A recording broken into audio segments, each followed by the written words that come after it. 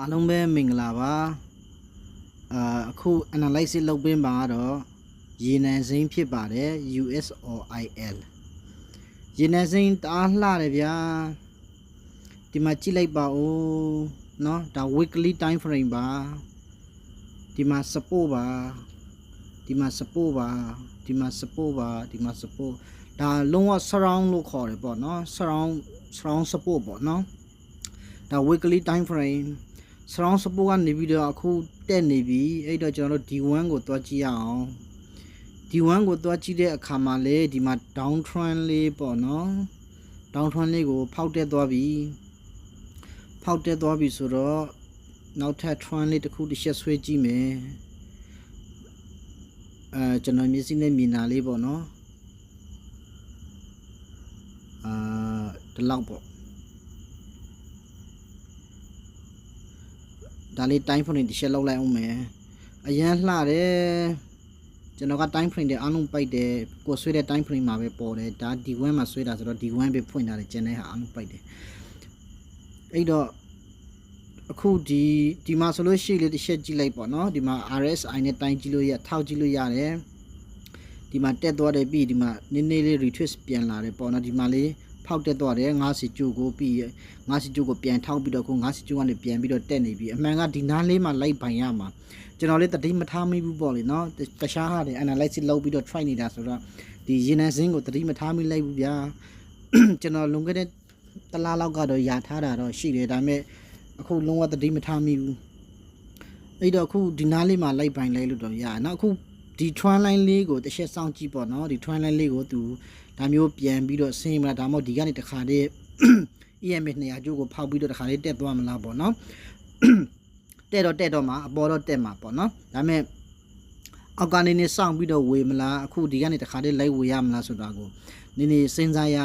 ခက်သွားတယ်ပေါ့လေနော်ဒါ smart money concept strategy နဲ့ပြောမယ်ဆိုလို့ရှိရင်ဒီမှာတွေ့လားမသိဘူးဒီနားလေးမှာ order block နော်order block ခု order block ကိုရောက်နေတယ်ဒီမှာနော်ဒါ order block ကွက်တိပဲပြီးရသူ့ရဲ့အပေါ်ကဒီမှာပေါ့နော် order block ကိုရောက်နေတယ်အဲ့ဒါသူနည်းနည်းလေးဒီ trend line ကိုပြန်ပြီးတော့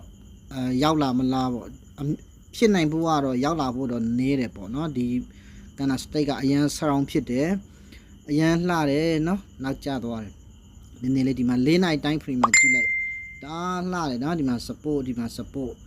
နေကန်တက်တော့တာဒီကောင်ကရွှေလိုပဲเนาะတအားပိတ်စားတယ်เนาะဒီလောက်၄နိုင်တိုင်းဖရီမှာဒီလောက်အမြင့်ဆိုလို့ရှိတာ$နဲ့ try ရင်20လောက်ရပြီပေါ့เนาะ3.35လောက်စနေ try မယ်ဆိုလို့ရှိတာရာကနေကတ်တော့ပြီပေါ့เนาะဒီကောင်ပိတ်တအားစားတယ်ဒီကောင်လေးအခုဒီနားလေးမှာကြည့်လိုက်เนาะဒါလေးကိုကျွန်တော်တနားကြီးမှာကြည့်မယ်ဆိုလို့ရှိရင်ဘာဖြစ်နေလဲဆိုလို့ရှိရင်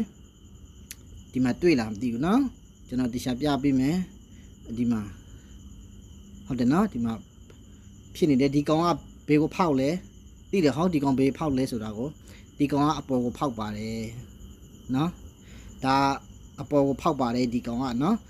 ဒီတနားကြီးမှာတော့ try လို့ရတယ်ဗျာနော်တနားကြီးမှာ try မယ်ဆိုလို့ရှိရင် stop block ကိုဒီအောက်မှာထားပြီးဒီနားလေးက light ဘိုင်ပေါ့နော် TB ကတော့နှစ်ဆမှာထားပေါ့တော်တော်လှတယ်နော်ဒီတနားကြီးမှာဆိုလို့ရှိရင်ဒီ try လေးက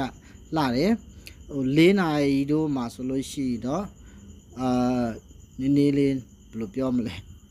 ပေအရန်များသွားပြီပေါ့နော်ပေအရန်ကြီးသွားမယ် stop loss ထားမယ့်နေရာအရန်ဝေးသွားမယ်US or IL အရန်လှတယ်